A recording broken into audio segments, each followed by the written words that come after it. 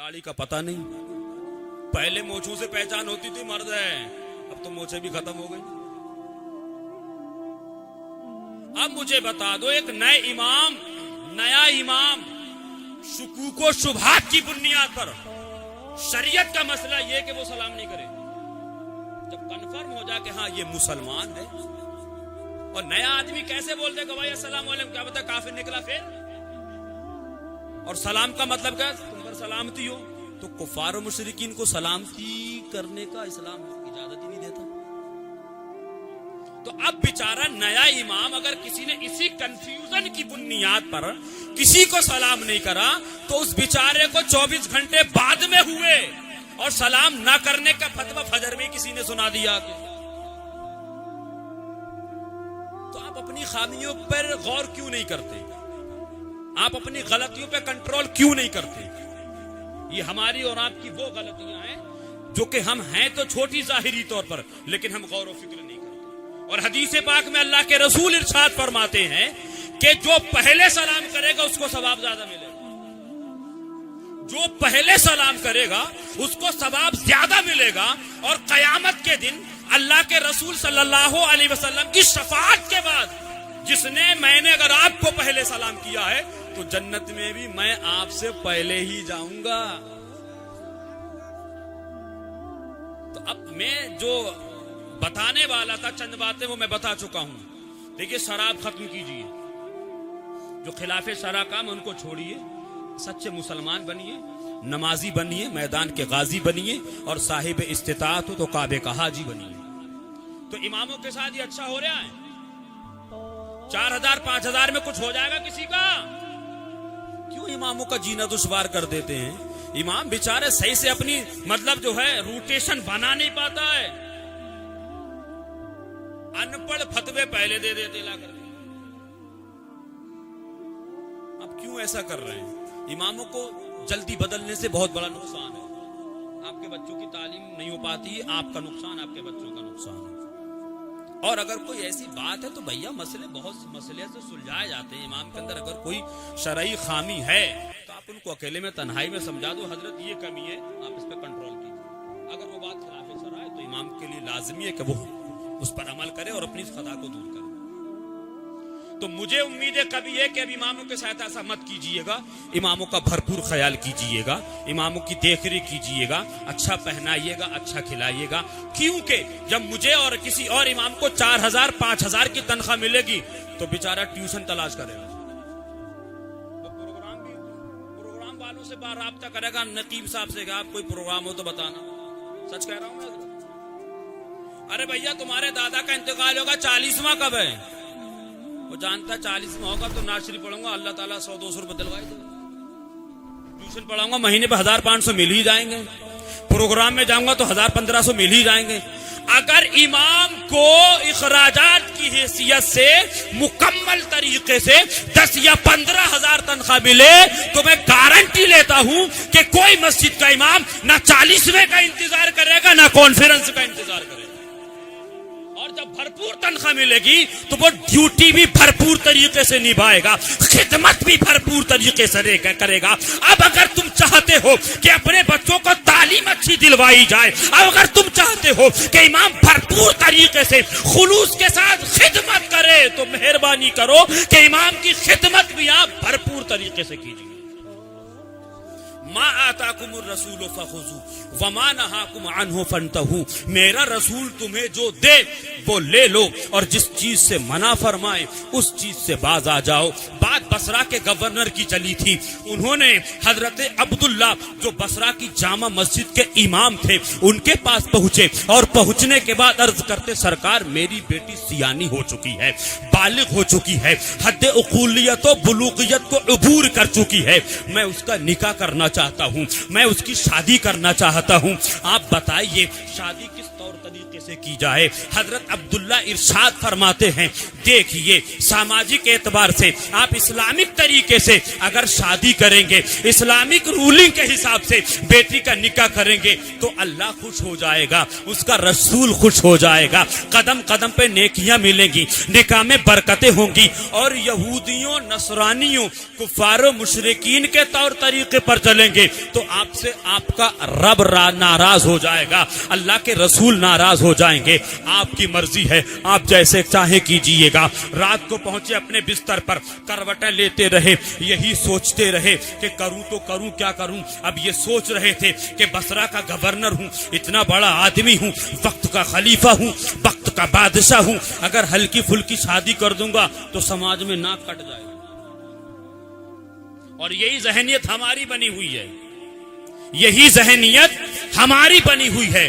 کروٹیں لیتے رہے, صبح کی فجر کی اذان ہوتی ہے, نماز پڑھنے پہنچتے ہیں اور پہنچنے کے بعد فیصلہ کرتے. سرکار حضرت عبداللہ سے کہتے ہیں حضور میں نے یہ فیصلہ کیا ہے کہ میں اپنی بیٹی کا نکاح اسلامک رولنگ کے حساب سے کرنا چاہتا ہوں, اسلامک طور طریقے سے کرنا چاہتا ہوں.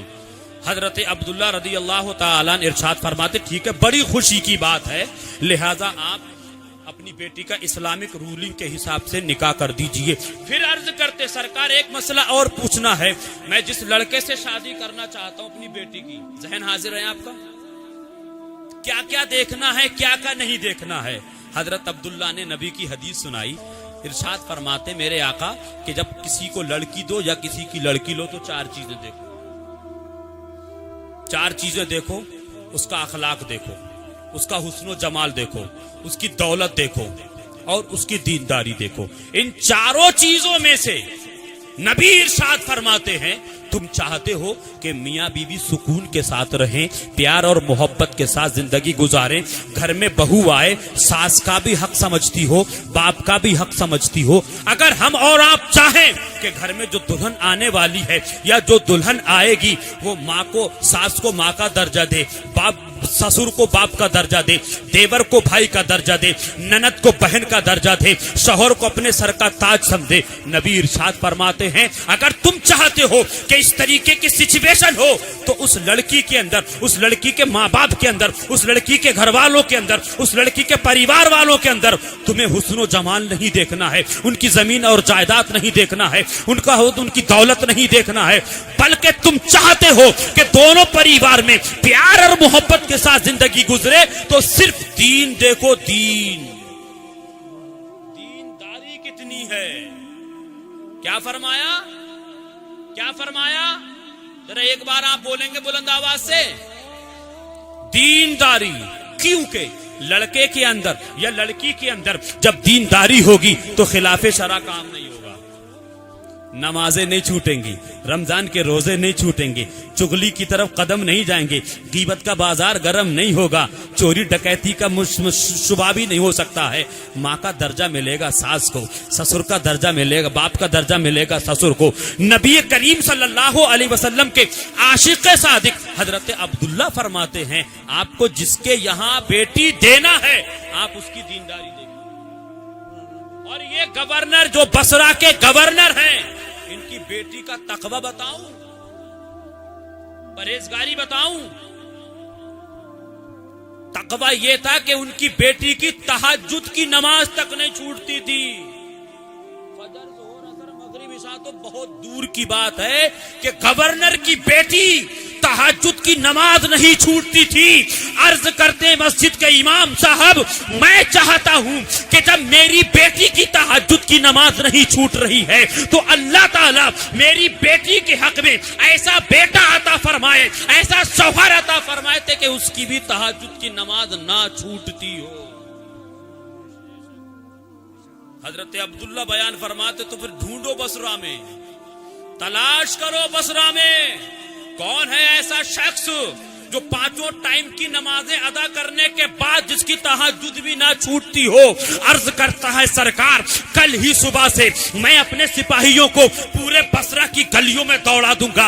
वो पता निकालेंगे, वो जानकारी लेके आएंगे कि बसरा में कौन कितना बड़ा मुत्तकी है और परहेजगार है, कौन कितना बड़ा दीनदार है, किसकी नमाजें छूट रही हैं और किसकी नहीं छूट रही हैं। सुबह का सूरज नमूदार होता है, सिपाहियों को हुक्म दिया जाता है, ए बसरा के लोगों, ए मेरे सिपाहियों, जाओ बसरा की गली गली में ढूंढो कि इस बसरा की सरजमीन पर मेरी बेटी की तरह तहज्जुद की नमाज को अदा करने वाला भी कोई है या नहीं। आप लोग जहन हाजिर नहीं आपका, सुन लीजिए, पता नहीं दोबारा हमारी और आपकी मुलाकात भी होगी कि नहीं होगी, इसको वक्ते गनीमत जानिए। बसरा की गली गलियों में सिपाहियों को दौड़ा दिया गया, कोई नतीजा नहीं निकला। आखिरकार बहुत बड़े बुजुर्ग जो बहुत ज्यादा उम्र दराज हो चुके थे, उनसे किसी ने पूछा, ये जनाब ये बताओ बसरा में सबसे ज्यादा दीनदार कौन है, बसरा में सबसे ज्यादा मुत्तकी और परहेजगार कौन है? तो पूछने वाले ने जब पूछा तो जवाब देने वाला जवाब देता है कि अपने गवर्नर, बसरा के गवर्नर से कह देना कि बसरा के अंदर सबसे ज्यादा अगर कोई नमाजी मुत्तकी परहेजगार है तो वो अब्दुल्ला मस्जिद के इमाम है। क्या? मस्जिद के इमाम हैं। जब बसरा के गवर्नर को पता चला कि बसरा की जामा मस्जिद का इमाम बहुत बड़ा मुत्तकी है, उनकी तहज्जुद फौत नहीं होती है, सुबह को हुजरे में पहुंचे, दरवाजा खटखटाया, अर्ज किया मैंने पता निकाल लिया, मैंने पता निकाल लिया कि बसरा में सबसे ज्यादा मुत्तकी कौन है, सबसे ज्यादा परहेजगार कौन है, सबसे ज्यादा दीनदार कौन है। इमाम साहब अर्ज करते, जी बताइए कौन है? कब वो कोई दूसरा नहीं है, आप खुद हैं बसरा में सबसे बड़े दीनदार। लिहाजा मैं आपकी बारगाह में हाथ जोड़ करके अरीजा पेश करता हूं कि आप मेरी बेटी से निकाह कर लीजिए, आप मेरी बेटी से निकाह कर लीजिए। इमाम साहब अर्ज करने लगते, ये क्या बात कर रहे हैं आप, इतने बड़े आदमी हैं, इतनी बड़ी शख्सियतों के मालिक हैं, वक्त के बादशाह और खलीफा हैं, और मैं मस्जिद का इमाम हूं, दीनदारी मेरे अंदर है, अल्लाह का बड़ा एहसान अजीम है, लेकिन इतनी बड़ी जिम्मेदारी मत दीजिए, कहीं ऐसा ना हो कि मैं आपकी बेटी का हक अदा करने में अगर कहीं गलती कर बैठा, कहीं कोताही कर बैठा तो बादशाह की सजा को कौन झेलेगा, मुझसे बर्दाश्त नहीं होगा। बादशाह कदमों में गिर जाता है। बसरा का गवर्नर अर्ज करता, नहीं नहीं, मैंने जो फैसला कर लिया है वो हो करके ही रहेगा और आपको मेरी बेटी से निकाह करना ही पड़ेगा। अब यहाँ एक बहुत कीमती बात बता करके रुखसत हो जाने की कोशिश करूंगा। निकाह हो गया और निकाह होने के बाद 40 दिन तक हमारा नौजवान तबका और हमारी माए बहनें गौर से सुने, 40 दिन तक हजरत अब्दुल्ला अपनी बीवी के पास नहीं गए, 40 दिन तक। और जब इस तरीके की कंप्लेंट शादी के बाद जब बेटी अपने माँ बाप से कहती है तो उस पे एक्शन लिया जाता है, उसका इंतजाम किया जाता है। ऐसा क्यों किया? मेरी बेटी के अंदर क्या कमी थी, मेरी बेटी के अंदर क्या खामियां थी, मेरी बेटी के अंदर क्या खराबी थी कि अब्दुल्ला ने 40 दिन तक मेरी बेटी का चेहरा भी नहीं देखा, मेरी बेटी के पास आना जाना भी गवारा नहीं किया। बेटी अपने बाप के घर पहुंची, बसरा का गवर्नर सुनता है, जलाल में आ जाता है, बेटी की कलाई पकड़ता है और हजरत अब्दुल्ला के घर पहुंचने के बाद पूछता है, मैंने तो समझा था कि तू बहुत बड़ा दीनदार है, मैंने तो समझा था कि बसरा में तुझसे बड़ा कोई मुत्तकी नहीं है, लेकिन ये कैसा तेरा तकवा है, ये कैसी तेरी दीनदारी है? बेटी तेरे निकाह में आ चुकी है, मेरी बेटी तुझ पर हलाल हो चुकी है, लेकिन तूने मेरी बेटी को 40 दिन तक नजर उठा के देखना भी गवारा नहीं किया, मेरी बेटी के पास आना भी गवारा नहीं किया। इसकी वजह क्या है ये बता। बसरा के गवर्नर ने गुस्से के आलम में, जाहो जलाल के आलम में जब कहा तो हजरत अब्दुल्ला ارشاد فرماتے گھبرانے کی ضرورت نہیں ہے، مجھ پر جاہو جلال دکھانے کی ضرورت نہیں ہے، مجھ پر غضبناک ہونے کی ضرورت نہیں ہے۔ میں نے اپنے نفس کو 40 دن تک اپنی بیوی سے اس لیے دور رکھا تھا، ذہن حاضر ہے، بالکل مین پوائنٹ پہ آ رہا ہوں۔ میں نے اپنے نفس کو اپنی بیوی سے 40 دن اس لیے دور رکھا تھا کہ شادی بیاہ کے موقع پر میں نے جو کھانا کھایا ہے، میں نے جو پانی پیا ہے، میں نے اپنا جو پیٹ بھرا ہے، میرے ذہن میں، میرے قلب میں، میرے جگر میں ایک شک تھا کہ کہیں ایسا نہ ہو کہ حرام کمائی کا کوئی لقمہ میرے پیٹ میں نہ پہنچ گیا ہو۔ حرام کمائی کا لقمہ اگر میرے پیٹ میں پہنچ گیا تو میری آنے والی نسل حرام اور حلال کا تمیز نہیں کرے گی۔ میں نے اپنے نفس کو مارنے کے لیے 40 دن اپنی بیوی سے دور رکھا، اس لیے کہ نبی ارشاد فرماتے ہیں جو حرام کمائی کا ایک لقمہ کھا لیتا ہے اس کی کوئی عبادت بھی قبول نہیں ہوتی۔ نعرہ تکبیر، نعرہ تکبیر، نعرہ رسالت، نعرہ رسالت، نعرہ غوثیت، جشن عید میلاد النبی، نعرہ تکبیر۔ میں نے اپنے نفس کو اس لیے کچل دیا، میں نے اپنے نفس کو اس لیے مار دیا، میں نے اپنے نفس کی غلامی نہیں، پہلے نفس کو میں نے اپنا غلام بنا لیا ہے۔ اگر میں حرام لقمہ کھا کر کے اپنی بیوی کے پاس پہنچ جاتا، مجامعت کر لیتا، رب کے کرم سے حمل ٹھہر جاتا اور وہ جو اولاد پیدا ہوتی تو اس پہ حرام اور حلال کا امتیاز ختم ہو جاتا۔ میں نے تقوی کی بنیاد پر اپنے نفس کو کچلنے کے لیے اپنی بیوی کو 40 دن تک اپنے دور رکھنا تو گوارا کیا، مگر حرام لقمہ پیٹ میں چلا جائے میں نے یہ گوارا نہیں کیا۔ یہی وہ عبداللہ ہیں کہ انہی کے نطفے سے جو دنیا میں شخصیت تشریف لاتی ہے، اسی کو تاریخ میں، اسی کو روایتوں میں دنیا عبداللہ ابن مبارک کے نام سے جانتی ہے، دنیا عبداللہ ابن مبارک کے نام سے جاتی ہے۔ اسی لیے میں کہتا ہوں کہ جب باپ ابو صالح ہوتا ہے تو بیٹا عبد القادر جیلانی ہوتا ہے، جب باپ غیاث الدین ہوتا ہے تو بیٹا ہند کا راجہ معین الدین ہوتا ہے، جب ماں اور باپ متقی پرہیزگار ہوتے ہیں تو بابا فرید الدین گنج شکر جیسے بیٹے پیدا ہوتے ہیں، جب ماں باپ نیک ہوتے ہیں تو ان کی اولادیں بھی نیک صالح پیدا ہوتی ہیں، جب باپ سید علی حلبی ہوتا ہے تو بیٹا زندہ شاہ مدار پیدا ہوتا ہے۔ جب ماں باپ نیک ہوتے ہیں، جب ماں باپ متقی ہوتے ہیں، جب ماں باپ پرہیزگار ہوتے ہیں، تب کہیں جا کر کے بیٹے عبد القادر پیدا ہوتے ہیں، تب کہیں جا کر کے خواجہ پیدا ہوتے ہیں، تب کہیں جا کر کے نعیم الدین پیدا ہوتے ہیں، تب کہیں جا کر کے حمید الدین ناگوری پیدا ہوتے ہیں، تب کہیں جا کر کے علاء الدین صابر کلیری پیدا ہوتے ہیں۔ ماں باپ جب متقی پرہیزگار ہوتے ہیں تب کہیں جا کر کے مخدوم اشرف پیدا ہوتے ہیں، ماں باپ جب متقی پیدا ہوتے ہیں تب کہیں جا کر کے شاہجی محمد شیر میاں پیدا ہوتے ہیں، ماں باپ جب متقی ہوتے ہیں تب کہیں جا کر کے بدایوں کے آقا و مولا چھوٹے سرکار بڑے سرکار پیدا ہوتے ہیں۔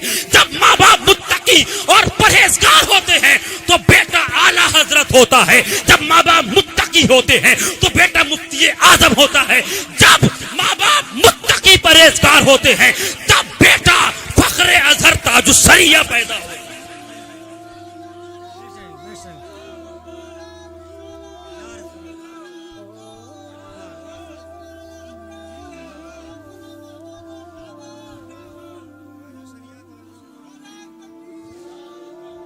اور آج ہمارے ماں باپ متقی نہیں، آج ہمارے ماں باپ پرہیزگار نہیں، آج ہمارے ماں باپ نمازی نہیں، آج ہمارے ماں باپ کو حرام اور حلال کا تمیز نہیں، تبھی تو گھر میں گڈو پیدا ہو رہا ہے، تبھی تو گھر میں ببلو پیدا ہو رہا ہے، تبھی تو گھر میں چنٹو پیدا ہو رہا ہے، تبھی تو گھر میں پنٹو پیدا ہو رہا ہے۔ کاش آج بھی ہمارے ماں باپ دیندار بن جائیں، متقی اور پرہیزگار بن جائیں تو میں کہتا ہوں کہ بیٹا عبد القادر تو نہیں ہوگا لیکن غلام عبد القادر پیدا ہو جائے گا، بیٹا معین الدین تو نہیں ہوگا لیکن بیٹا غلام معین الدین پیدا ہو جائے گا۔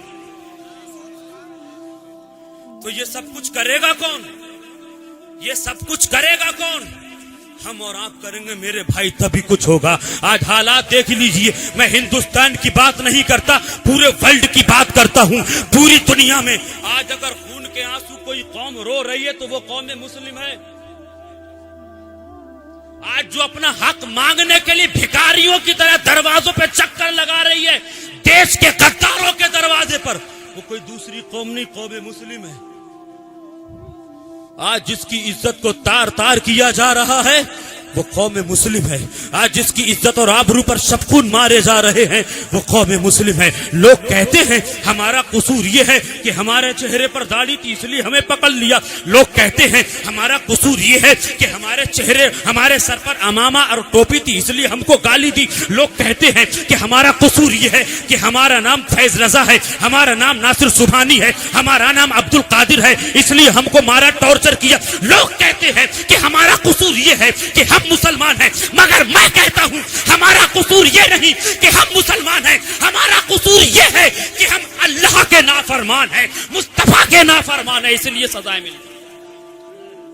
वो मुअज्जज थे जमाने में मुसलमान होकर, वो मुअज्जज थे जमाने में मुसलमान होकर, हम ख्वार हुए तारिके कुरान होकर। वो कोई और होगा जो अपना ईमान दे देगा, नबी का चाहने वाला, नबी पर जान दे देगा। मस्जिदें बड़ी तेजी के साथ बनाई जा रही हैं, बड़ी तेजी के साथ रुपया पैसा खर्च करके निर्माण पे निर्माण किया जा रहा है, लेकिन मस्जिदें सुनसान हैं, मस्जिदें वीरान हैं। यही मस्जिदें जिनको हम संगे मरमर से सजाते हैं, बस्ती की जीनत बनाते हैं, लाखों करोड़ों रुपया लगाते हैं, दुल्हन की तरह सजा देते हैं, अच्छा बनाव श्रृंगार करते हैं। अल्लाह का घर है, अच्छी तरीके से बनाना चाहिए, मगर इसी अल्लाह के घर में हम सिर्फ हफ्ते में एक बार जमा होते हैं, हफ्ते में एक बार अपनी शक्ल लेके जाते हैं। बकिया हफ्ते में इमाम साहब को रख तो लिया है, वो अपनी भी पढ़ रहे हैं, दो चार बुजुर्ग हैं मोहल्ले में बेचारे, उनकी पढ़ा तो रहे हैं। यही वीरान मस्जिदें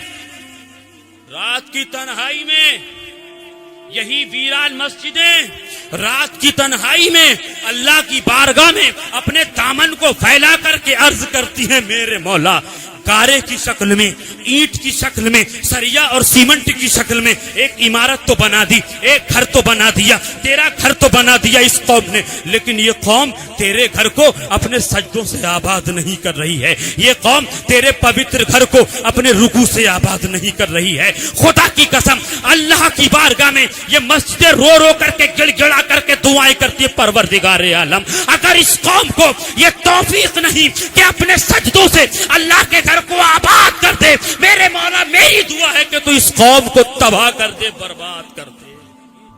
ये हाल है, ये मस्जिदों की पुकार है, ये मस्जिदों की आवाज है, लेकिन हम नहीं समझ पा रहे हैं। खुदा की कसम, आज भी होकर इब्राहिम सही मां पैदा, आग कर सकती है अंदाजे को नस्ता पैदा। गुजारिश कर रहा हूं अपने नौजवान भाइयों से, अपने बुजुर्गों से और साथियों से, और उसी के साथ साथ अपनी इस्लामी रिश्ते की माँ बहनों से भी गुजारिश कर रहा हूं। मौत का कोई भरोसा नहीं है। आज मैं बोल रहा हूं, ये जरूरी नहीं कि मैं कल भी बोलूं, ये जरूरी नहीं कि आप कल भी सुने। कोई अपनी जिंदगी का एग्रीमेंट नहीं करा के आया है। इसी नौजवान से पूछा जाता है, जनाब दाढ़ी रखाओगे कि नहीं रखाओगे, नमाजी क्यों नहीं बन जाते, मैदान के गाजी क्यों नहीं बन जाते, सच्चे मुसलमान क्यों नहीं बन जाते, अल्लाह की इबादत क्यों नहीं करते? तो हमारा नौजवान छिट्टे कहे लगाने के अंदाज में कहता, जनाब क्या करेंगे, बुढ़ापे में नमाज पढ़ना। आखिरी बात क्या कहते हैं, आप भी सुनते होंगे, हंस के नौजवान बोलता है, भाई दाढ़ी रख लेंगे बुढ़ापे में, नमाज पढ़ लेंगे बुढ़ापे में, अभी तो शादी करना है, अभी तो बच्चे भी होंगे, जब हम दादा लकड़ दादा परदादा बन जाएंगे, जब हमारे पैर कब्रों में लटकते होंगे तो चेहरे पर भी दाढ़ी होगी, सर पर टोपी और अमामा भी हो सकता है, इबादत भी करेंगे, मस्जिद के दरवाजे से आना जाना भी शुरू कर देंगे। मुझे बताओ, सीने पे हाथ रख के जो लोग ये कहते हैं कि हम नमाज बुढ़ापे में पढ़ेंगे, दाढ़ी बुढ़ापे में रखेंगे, नमाजी बुढ़ापे में बनेंगे, दीनदारी की तरफ अपने कदमों को बुढ़ापे में बढ़ाएंगे, उनसे मेरी गुजारिश है कि वो निकाह भी फिर बुढ़ापे में करेंगे। क्या बुढ़ापे में निकाह करने का हुक्म नहीं है? तो भैया निकाह भी बुढ़ापे में करो। जब तुम नमाज बुढ़ापे में पढ़ोगे, दाढ़ी बुढ़ापे में रखोगे, तो निकाह भी बुढ़ापे में करो। ये कोई बात नहीं है मेरे भाई, समझाने की गरज से कह रहा हूँ। जो भी वक्त है उसको गनीमत जानिए, जो भी वक्त है उसको अपनी जिंदगी का आखिरी वक्त समझ लीजिए, जिंदगी की आखिरी सांस समझ लीजिए, जिंदगी के आखिरी अय्याम अपना शब रोज समझ लीजिए। इसी में हमारी और आपकी भलाई और कामयाबी है। बस अल्लाह ताला की मुकद्दस बारगाह में दुआ है कि अल्लाह ताला हमें और आपको, तमाम आलम इस्लाम के खुश अकीदा मुसलमानों को, हमारे इस्लामी रिश्ते की माँ और बहनों को अल्लाह से डरने की और अल्लाह की इबादत करने की तौफीक नसीब फरमाए। खूब की सैरे चमन फूल चुने शाद रहे, बागवा जाता हूँ गुलशन तेरा आबाद रहे। रहा गुलशन तो फूल खिलते रहेंगे, रही जिंदगी तो इंशाअल्लाह हम और आप मिलते रहेंगे। चलते चलते आला हजरत का पैगाम हर सुन्नी मुसलमान अपने दिल और दिमाग की डायरी में नोट करता हुआ चले। हश्र तक डालेंगे हम पैदाइश मौला की धूम, मिसले फारस नजद के किले गिराते जाएंगे। खाक हो जाए अदू जलकर मगर हम तो रजा, दम में जब तक दम है जिक्र उनका सुनाते जाएंगे। मजहब इस्लाम जिंदाबाद जिंदाबाद, मसलके आला हजरत जिंदाबाद, जश्न शादी खाना आबादी पाइंदाबाद। अस्तगफिरुल्लाह रब्बी मिन कुल्लि ज़म्बिन व अतूबु इलैह। सिद्क़ को दिल से कलमे तैयबा पढ़ लीजिए, अशहदु अल्ला इलाहा इल्लल्लाह मुहम्मदुर रसूलुल्लाह सल्लल्लाहु तआला अलैहि वसल्लम। व आखिरु दावाना अनिल हम्दुलिल्लाहि रब्बिल आलमीन। अस्सलामु अलैकुम।